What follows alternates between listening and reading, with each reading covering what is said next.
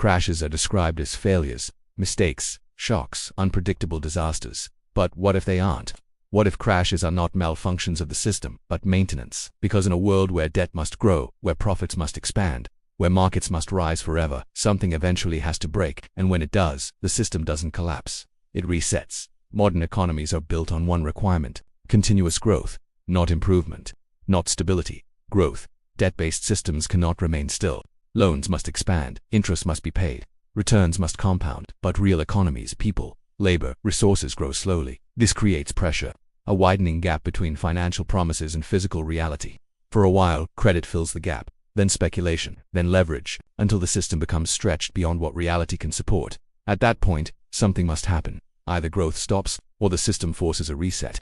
That reset is called a crash. Think of the economy like a forest. If small fires never occur, dead material accumulates.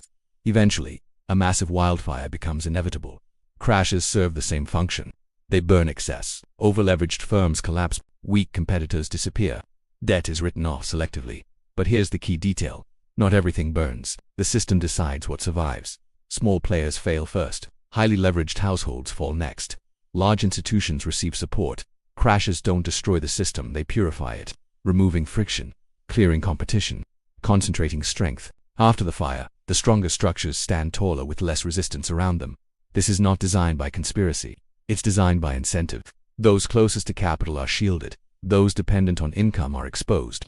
Every crash simplifies the landscape. Fewer owners, fewer competitors, more centralization. Efficiency increases, control tightens. The turning point comes when policymakers face an impossible choice: allow the system to fully collapse or intervene. Every time intervention wins, interest rates are cut, liquidity is injected, losses are absorbed publicly.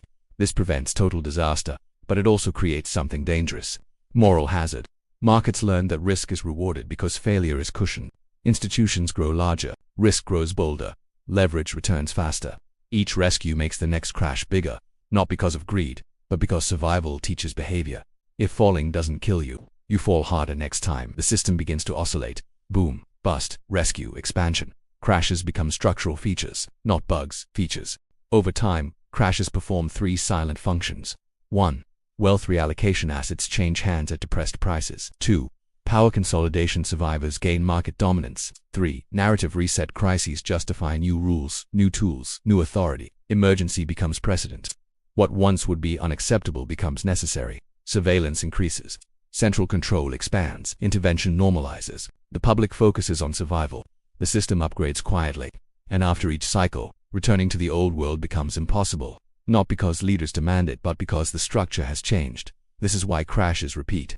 They are not anomalies, they are pressure valves. Without them, debt would strangle growth. Speculation would stall. Power would fragment. Crashes reorganize the economy before it collapses under its own weight. They are destructive, but stabilizing, painful, but functional. Crashes feel chaotic, but chaos often hides order, not a moral order, a mechanical one. The system does not care who suffers, it only responds to imbalance. And when imbalance grows too large, it corrects, not gently, violently. This is why crashes keep returning, not because we failed to stop them, but because the system cannot exist without them. In Part 4, we'll confront the final question: if crashes are necessary, who ultimately pays the price for keeping the system alive? Crashes reset the system, power consolidates, markets stabilize again. But stability is never free. Every rescue has a cost. Every intervention creates a bill, and that bill doesn't disappear, it is simply transferred. In Part 4, we ask the question hidden beneath every recovery: who actually pays for stability?